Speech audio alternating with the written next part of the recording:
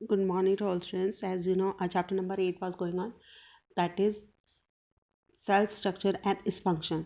Okay, in last class we have read about the cells and the microorganism based on the cells. What is cell? Cell is the structural and functional unit.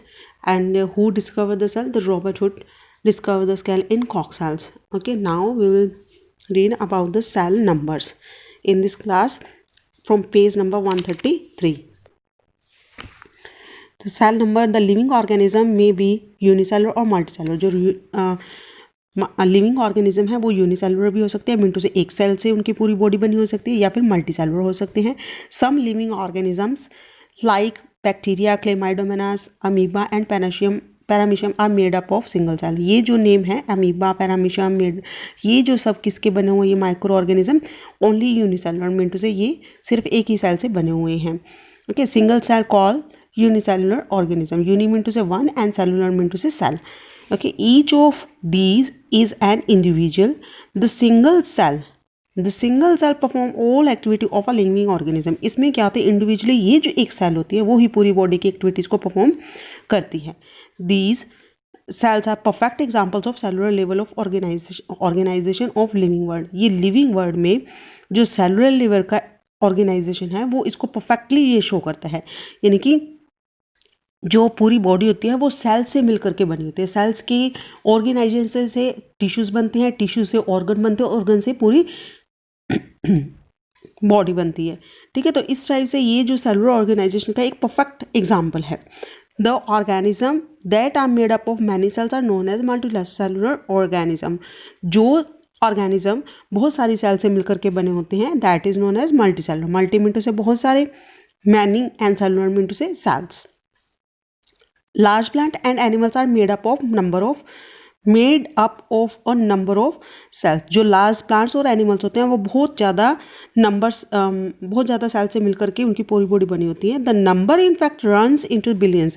In fact इनमें जो cells का number होता है वो billions में चला जाता है। These cells are of different types. ये अलग अलग टाइप्स की होती हैं। Do you know that a newborn baby has at least 2000 million cells?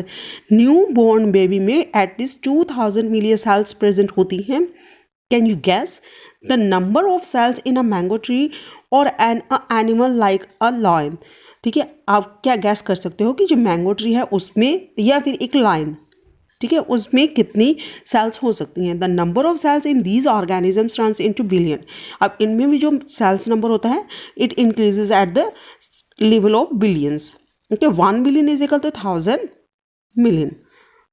1000 million से 1 बिलियन बनता है, तो इनमें बिलियंस में सेल्स होते हैं। वो आप सपोज कर सकते हो कितनी ज़्यादा सेल्स होती है, नंबर ऑफ सेल्स इसमें प्रेजेंट होती हैं। However, life even in multicellular organisms begin from a single cell. जबकि ये जो मल्टीसेलुलर ऑर्गेनिजम्स होते हैं इनकी जो पूरी लाइफ साइकिल स्टार्ट होता है वो सिंगल सेल से स्टार्ट होता है। The single cell is the fertilized egg. जो सिंगल सेल होती है उसको फर्टिलाइज्ड एग बोलते हैं, विच मल्टीपल्स रिपीटली, जो कि मल्टीप्लाई करता रहता है। ठीक है, रिपीटली मीन टू से रिपीट होता रहता है, उसका मल्टीप्लिकेशन होता रहता है। 1 से 2, 2 से 4, 4 से 8, इस टाइप से उनकी इंक्रीज होता जाता है number. The number of cells thus increases as development take place. जैसे जैसे नंबर ऑफ सेल्स बढ़ता जाता है वैसे वैसे उनकी डेवलपमेंट होती जाती है। Cell size. The size of a cell living organism vary a great. It may vary from a few microns. ठीक है, जो cellular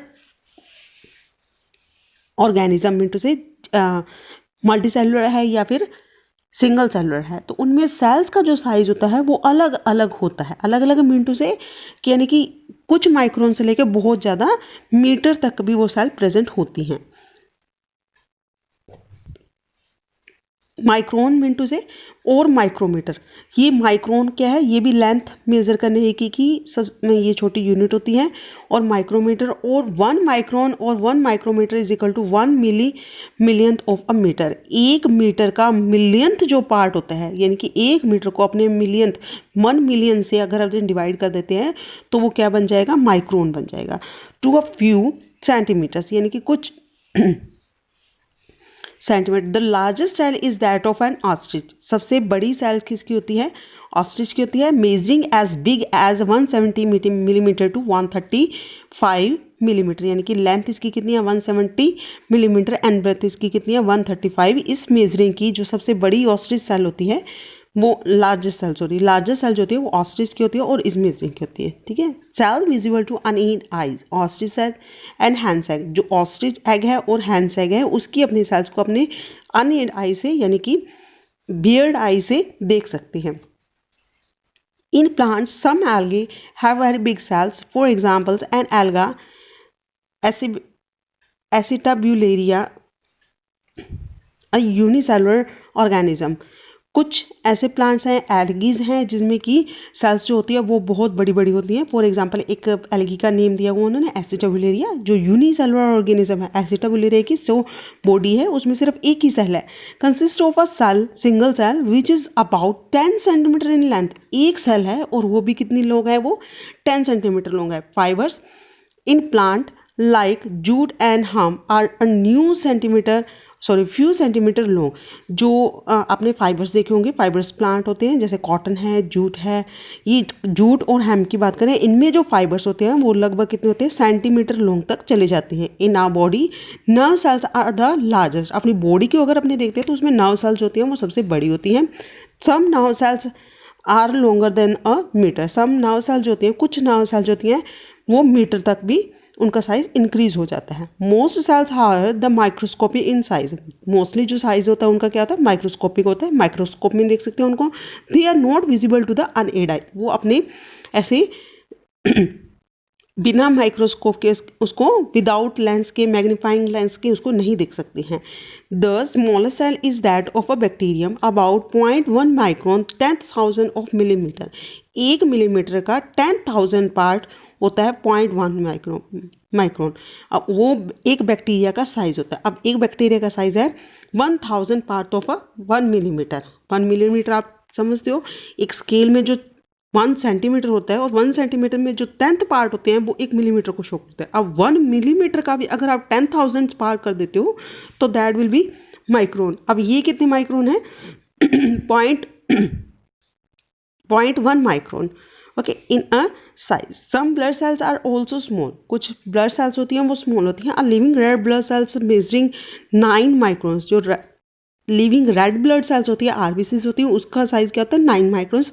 to observe a cell with the unaided eyes take a hen's egg and boil it. आपको unaided आई से अगर कोई cell देखनी है तो आप हैंड का एग लीजिए और उसको बॉयल कीजिए। Remove its shell. अब उसके शेल को आप हटा दीजिए, उसका जो आउटर स्केल्टन या शेल जो होता है उसको हटा देते हैं। You will find a white part which enclose yellow part. आपने एक वाइट पार्ट देखते हो उसमें, एग को जब आप बॉईल करते हो तो उसको वो किसको कवर करके रखता है, येलो पार्ट को। येलो पार्ट अंदर होता है, वाइट पार्ट बाहर होता है।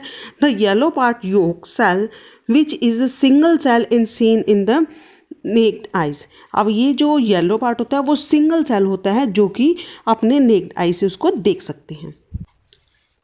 Next you can see the cell size यहाँ पर गिवन है रोल शेप्ड। अब बैक्टीरिया ये आपको गिवन है, ये बैक्टीरिया का साइज है, शेप गिवन है, रोल शेप बैक्टीरिया है एंड दैट इज एग।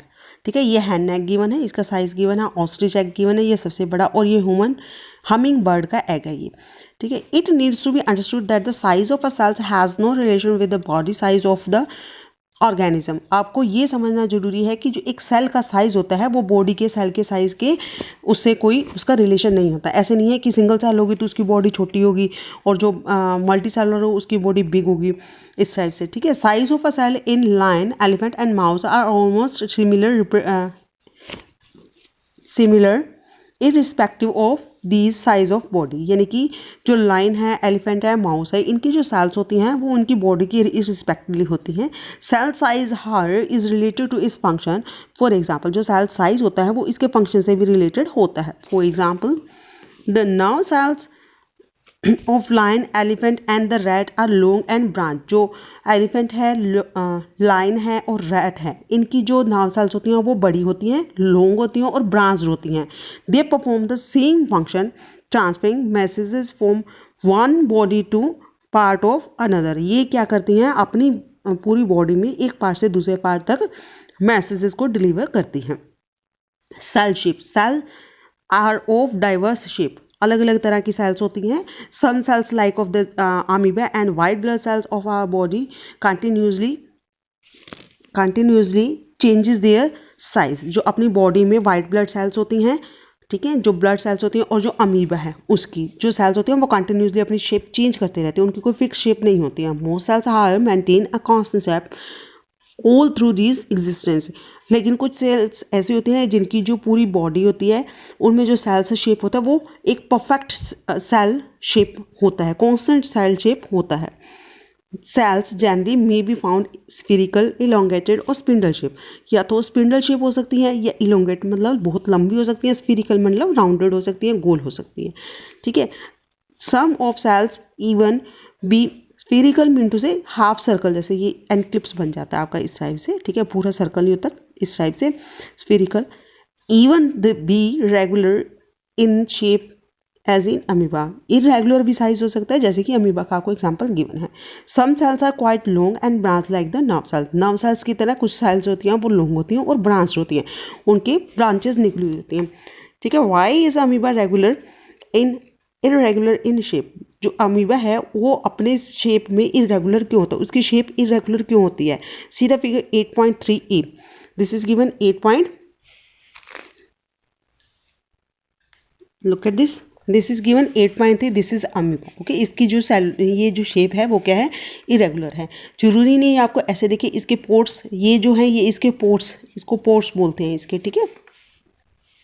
ये जो पोर्ट जैसे इस साइड में निकला हुआ तो ये पोर्ट इस साइड में भी निकल सकता है, ये इस साइड में भी निकल सकता है.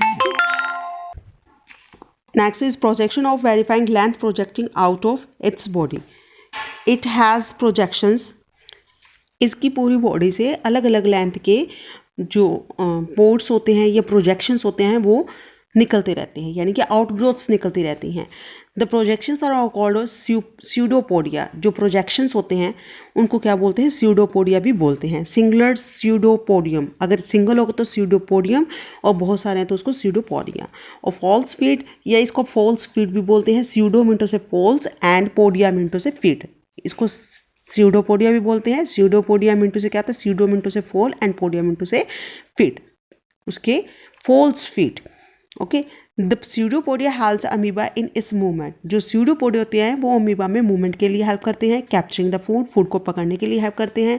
The shape of a cell related to its function. जो शेप होती है वो इस फंक्शन के अकॉर्डिंग होती है. ठीक है, यानी कि उसकी जो सेल शेप होती है वो उससे फंक्शन भी उससे रिलेटेड होते हैं. A nerve cell clearly exhibits his relationship. It is long, branched, and has thread-like projections, and it has no convey messages to different part of the body. जो इसकी सेल है वो क्या होती है, ब्रांच होती है, प्रोजेक्शंस उसमें निकले होते हैं, थ्रेड लाइक प्रोजेक्शन निकले होते हैं. लेकिन as it has to convey message to different part of the body, क्योंकि इसके जो प्रोजेक्शंस होते हैं उसको यानी कि इस नर्व सेल को क्या करना होता है, पूरी बॉडी में ही मैसेज को कन्वे करना होता है. दैट्स वाई उसमें छोटे छोटे प्रोजेक्शंस निकले होते हैं जो कि पूरी बॉडी में फैले रहते हैं और मैसेज को कन्वे करते हैं. Okay. This is given stomata. Stomata is a small hole in a plants. Leaves के ऊपर प्रेजेंट होता है. सेल्स में ये स्मॉल सा प्लांट्स में आप देख सकते हो स्टोमेटा प्रेजेंट होगा. ठीक है. ये है cheek cell. Next is given muscle cell. ये अपनी पूरी बॉडी में जो मसल सेल्स होती है इस तरह की शेप की होती है. ये नर्व सेल गिवन है आपको. और ये क्या है, रेड ब्लड सेल का शेप गिवन है, that is white blood cells. Okay. Next we will read in next class. Thank you.